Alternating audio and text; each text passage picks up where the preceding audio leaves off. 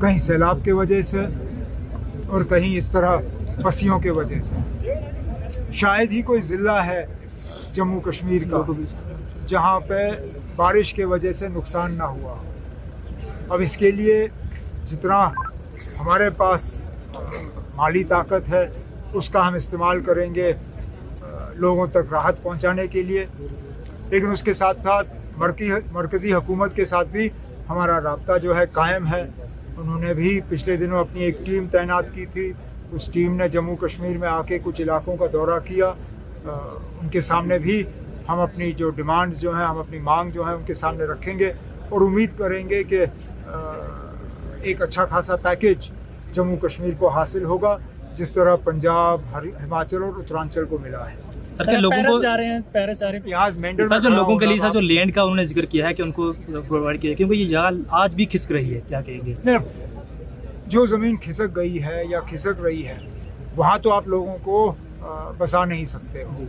मैंने दोनों जगह कहा हुआ है कि हमें इन लोगों को नए सिरे से बसाना होगा, नए सिरे से आबाद करना होगा।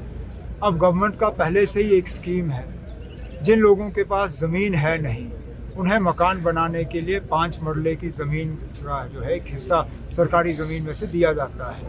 उसी पैटर्न पे अब एडमिनिस्ट्रेशन से कहा हुआ है कि वो एक प्रपोज़ल तैयार करें, प्रपोज़ल कैबिनेट के सामने लाएं, कैबिनेट उस पर गौर करके उस पर मंजूरी देगी। कहीं सैलाब के वजह से और कहीं इस तरह पसियों के वजह से। शायद ही कोई ज़िला है जम्मू कश्मीर का जहाँ पे बारिश के वजह से नुकसान ना हुआ। अब इसके लिए जितना हमारे पास माली ताकत है उसका हम इस्तेमाल करेंगे लोगों तक राहत पहुंचाने के लिए, लेकिन उसके साथ साथ मरकज़ी हुकूमत के साथ भी हमारा राब्ता जो है कायम है। उन्होंने भी पिछले दिनों अपनी एक टीम तैनात की थी। उस टीम ने जम्मू कश्मीर में आके कुछ इलाकों का दौरा किया।